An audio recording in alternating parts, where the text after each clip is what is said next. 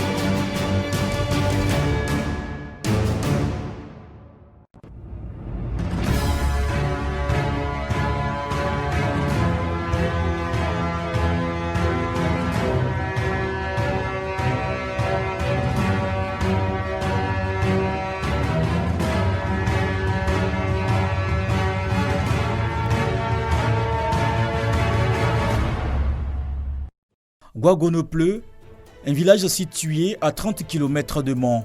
En 2011, il était dans l'obscurité. Les populations avaient accès à la lumière grâce aux lampes tempêtes. Les élèves faisaient face à d'énormes difficultés pour étudier, une situation identique à de nombreuses localités et villages de Côte d'Ivoire. Jusqu'à ce jour où nous vivons dans le noir.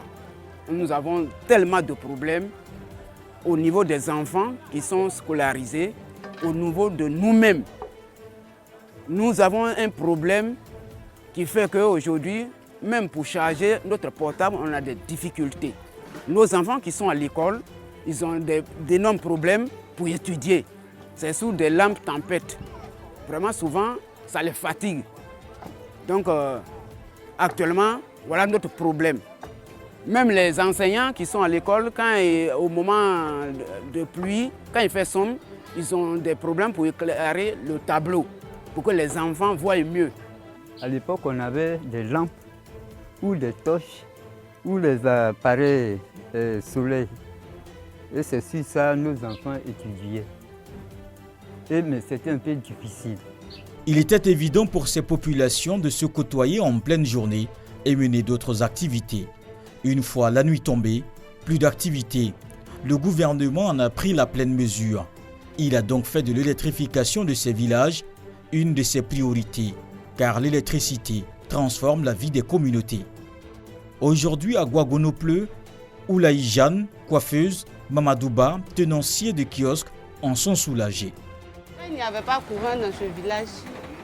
Je passais dans le village, mais je ne voyais pas l'importance du village, quoi.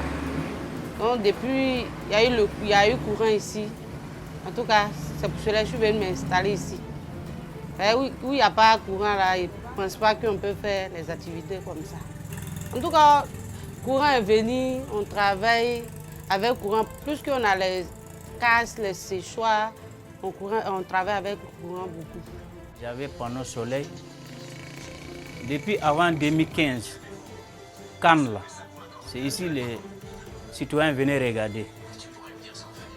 Parce que j'avais panneau, j'avais un petit télé où on pouvait regarder la télé. Mais souvent, on n'arrive pas à définir le match. Quand on regarde à la fin, ça s'éteint. Depuis que le courant est venu, Dieu merci. Malgré il y a un manquant de moyens, mais ça change la vie totale. On puisse regarder la télé, on puisse brancher le frigo pour mettre les condiments dedans, pour qu'on puisse vendre les clients. Si on a besoin de quelque chose qui est frais, c'est facile d'y avoir. Avant que le courant ne vienne pas, c'était les cacao produits phyto que nous vendions. Voilà, mais avec ça, c'est pas facile.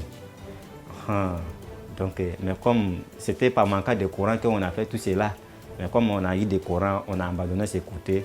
Donc on voit que pour vendre poisson, ça nous arrange beaucoup par rapport à ces domaines-là. De 200 à 300 localités électrifiées en moyenne par an, la Côte d'Ivoire est passée à 919. Un effort remarquable dans l'histoire de la Côte d'Ivoire. Et une joie pour les populations de Zoba dans la région du Tompi qui attendaient l'électricité depuis des décennies. Maintenant, quand le courant est arrivé, Dieu merci, on a eu la lumière. Nos enfants étudient bien. À l'heure actuelle, je vous parle, on fait 100% à l'entrée en 6e. Ça fait 3 fois. Et c'est 4e fois on a eu le maximum. Côte d'Ivoire Énergie a mis en place un ambitieux programme qui est le PRONER, Programme national d'électrification rurale. Et ce programme va entreprendre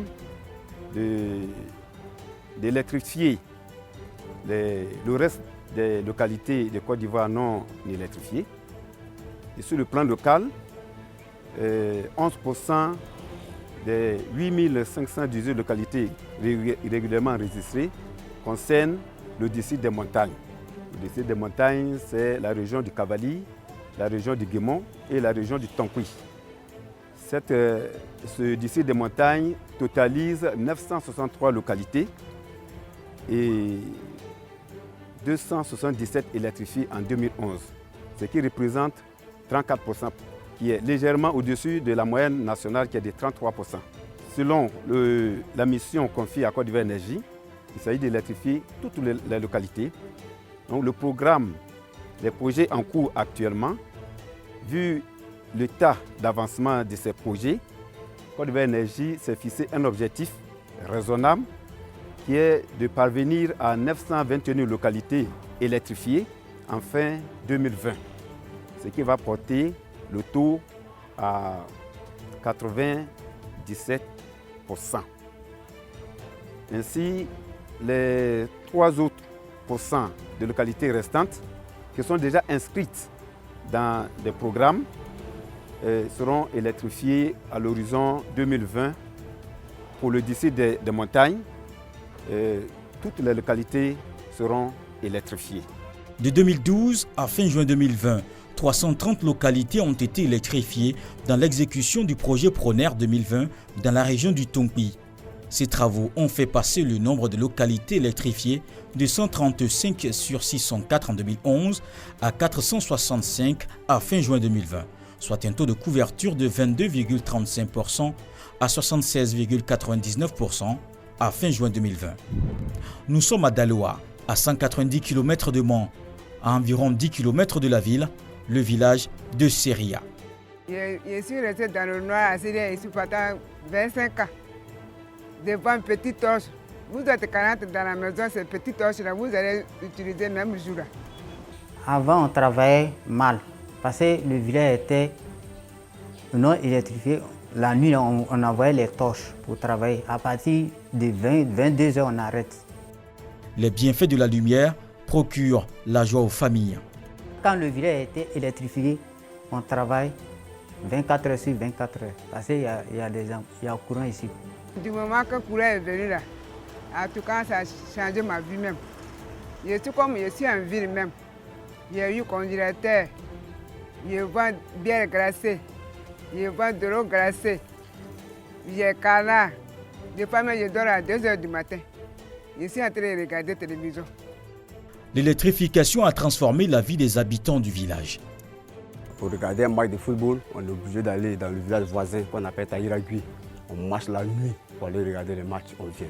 On ne pouvait même pas se laver au dehors à cause des serpents, parce qu'on avait peur. C'était pas du jeu, on ne pouvait pas. Maintenant que l'électricité est venue, c'est que tout a changé. On quitte au champ, la télé est là, on s'épanouit, très bien, on regarde les matchs, comme en ville, voilà. Il y a des jeunes qui se sont donnés aux petites activités, telles que le salon de coiffure, les maquis. Il y a du courant maintenant. Je suis très content.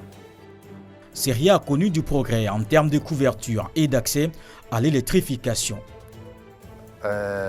Déjà, disons que moi-même personnellement, je ressens la joie en apportant la lumière aux parents dans les villages qui bénéficient de l'électricité par le biais du gouvernement qui a mandaté Côte d'Ivoire Énergie d'électrifier plus de 2000 villages. avant la fin 2020. Bouaké. Dans la région de Béké, nous retrouvons à 7 km de la ville le village de Aoudi, peuplé à plus de 500 âmes. L'électrification de ces villages, une histoire, avec l'ex-premier ministre Feu Amadou Gon Coulibaly.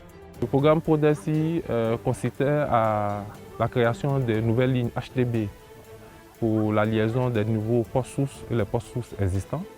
Et en second lieu, c'était l'électrification de 500 localités. Et Aoudi fait partie de ces 500 localités.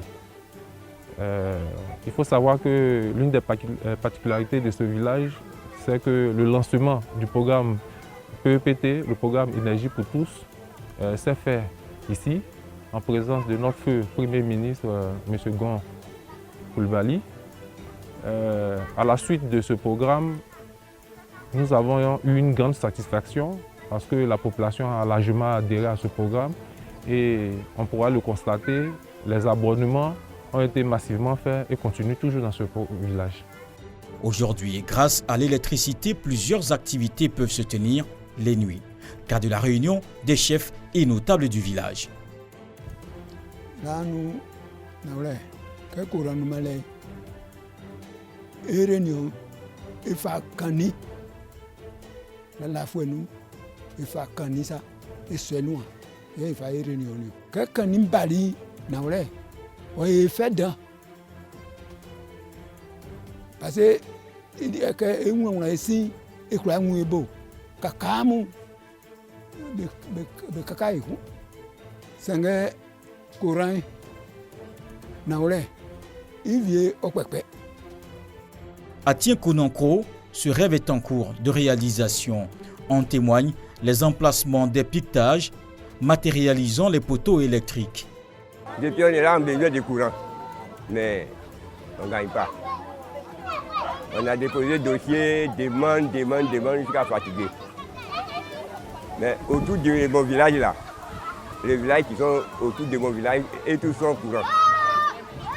Ils ont eu courant, mais chez nous ici, on a lutté. Il n'y a pas de courant. Courant là, on ne nous donne pas. Vraiment, ça ne me plaît pas. Ça me fait mal dans mon cœur là. Donc on a dit que cette année-là, j'ai pris une bonne nouvelle, que je vais avoir courant cette année. Nous vivons ici dans l'obscurité. S'il y a les manifestations à faire, on est obligé de prendre des groupes électrogènes et payer des carburants. En tout cas, on est fatigué. Bon, si on a le courant, en tout cas, ça va beaucoup nous arranger. On peut faire les commerces sur courant. L'eau glacée, bière glacée, on peut faire commerce sur ça, sur les petits trucs. Nous les femmes, on a une association ici. Même on a problème, les maniocs qu'on fait, on n'a pas quelqu'un d'acheter parce qu'on n'a pas courant pour broyer le manioc pour faire ticker. Sauf ces petits qu'on fait ça dans notre main pour manger. Donc si on a le courant, qu'on a une machine pour broyer manioc, on peut faire les attiquer pour aller vendre en ville. Je veux faire le salon de coiffure avec un kiosque pour que les jeunes et les vieux qui ne peuvent pas se déplacer pour aller dans les villages électrifiés, pour qu'ils puissent rester à Tien-Konankro pour faire les besoins. Bon, la localité d'Atien-Konankro est inscrite dans le programme SOLT 500, c'est-à-dire les villages qui ont atteint 500 habitants, les villages de 500 habitants. Le démarrage du chantier a eu lieu il y a un mois pratiquement. Donc nous sommes à l'étape de réception des piquets qui va déterminer le nombre de supports à implanter dans ce village. On a un délai de 6 mois. Bon, dans 3 mois, on pourra livrer le chantier. L'électrification obéit à un processus. On choisit une entreprise qui va réaliser les travaux. On vient présenter l'entreprise devant la chefferie, les informer que le village a été choisi pour être électrifié et que voilà l'entreprise qui va exécuter les travaux. Ensuite, l'entreprise fait des piquets qui va représenter l'emplacement des supports. Ensuite, la Côte d'Ivoire Énergie, par ses contrôleurs, viennent vérifier la conformité des piquets. Et ensuite, on lance réellement les travaux. La pluie qui s'abat sur Béoumi coïncide avec la mise en service de l'électrification du village de Wawassi, situé dans ce département. Pour moi, venir à Wawassi et donner l'électricité à mes parents, c'est une grande joie. C'est une très grande joie. Mes parents ici, je voudrais leur dire, l'électricité c'est la vie. L'électricité c'est la santé. Tout de suite dans leurs paroles, ils ont dit que les doyens d'âge sont presque jeunes. Parce que tous les vieux sont partis. Mais je suis sûr que c'est parce qu'il n'y a pas d'électricité qu'ils sont partis. Aujourd'hui, on a l'électricité, vous avez la santé, vous avez longue vie. Vous allez vivre heureux, il n'y aura plus de chagrin. Donc prenez-en soin, prenez les compteurs. Il faut que chaque jeune ait sa télévision, prenne son courant pour rester vraiment comme le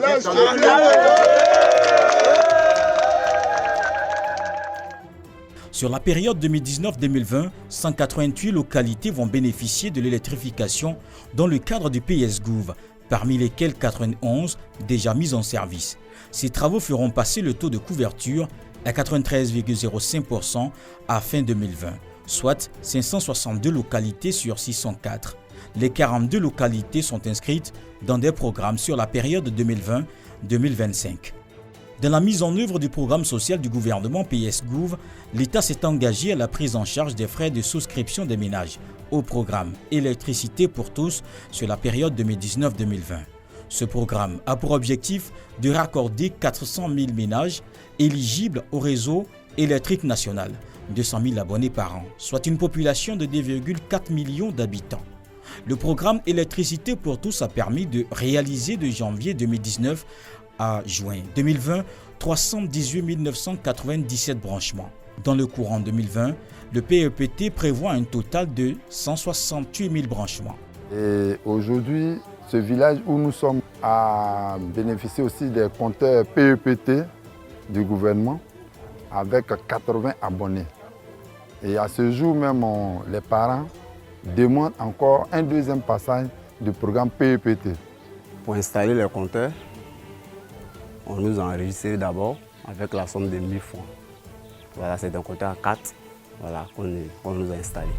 Nous sommes à Banlé, à 35 km de Mans, capitale du Tongpi. Il est 19h, l'obscurité vient de faire place à l'éclairage public. Pour la première fois, des populations heureuses en dépit de la longue attente. La mise en service de l'électricité dans ce village crée déjà le bonheur. Je suis entièrement satisfait avec toute la population parce que nous sommes aujourd'hui bénéficiaires de l'électricité et cela nous va droit au cœur.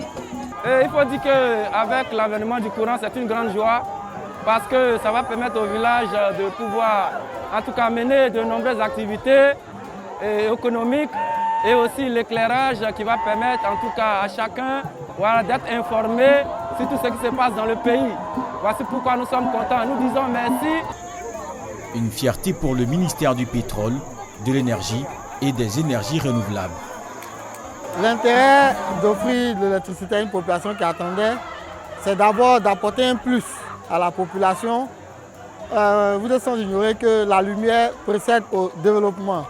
Et vu qu'en ce soir, la population manifeste sa joie, on sent que nos autorités ont bien fait de choisir ce village pour l'électrifier. Ça serait une satisfaction pour les populations qui étaient dans le Loir aujourd'hui de dormir sous la lumière.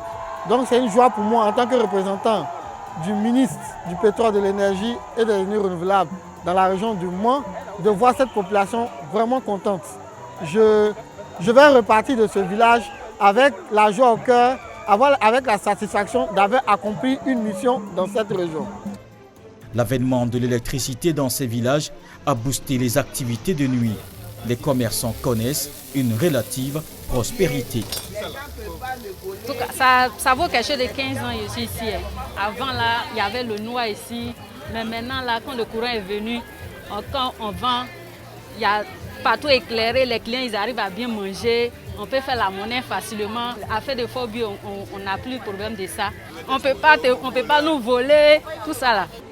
Bon, sinon l'activité, pourquoi le courant est important? Parce que sans courant, l'air ici, et ce n'est pas là. À partir de 18h déjà, 16h, 17h déjà, il faut rentrer. Mais avec courant, on est là jusqu'à 20h, 21h. Donc c'est très important. De janvier 2019 à ce jour, près de 1 214 354 clients bénéficient d'une baisse de 20% sur le tarif social domestique de 5 ampères de l'électricité grâce au programme social. Et pour faire un bilan, nous sommes avec le directeur général de l'énergie, M. Cissé Sabati. Avec lui, nous allons parler de la politique du gouvernement en matière d'électricité dans le pays. Bonsoir, M. Cissé. Bonsoir, madame. Nous allons commencer par la politique énergétique de la Côte d'Ivoire. En ce moment, qu'est-ce qui est fait? Qu'est-ce qu'on retient?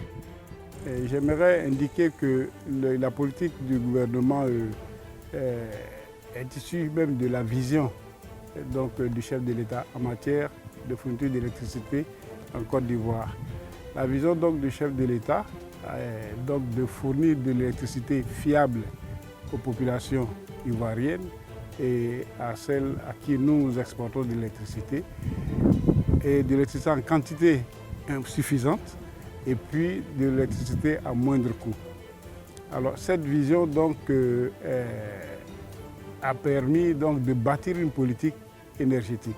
Le ministère du pétrole, de l'énergie et des énergies renouvelables a donc bâti une politique énergétique qui est bâtie selon 4 axes stratégiques. Le premier axe stratégique est de fournir une électricité fiable et de bonne qualité. Et ça, c'est l'axe 1. L'axe 2 porte sur l'accès à l'électricité, c'est-à-dire fournir de l'électricité sur toute l'étendue du territoire, faire en sorte que toutes nos localités aient de l'électricité. Il y a un troisième axe qui est l'axe qui tient compte de l'environnement. C'est de faire en sorte qu'il y ait de l'efficacité énergétique, qu'il y ait aussi des énergies renouvelables qui viennent rentrer dans notre mix énergétique. Et le dernier axe, c'est faire en sorte que nous demeurons le hub de la sous-région.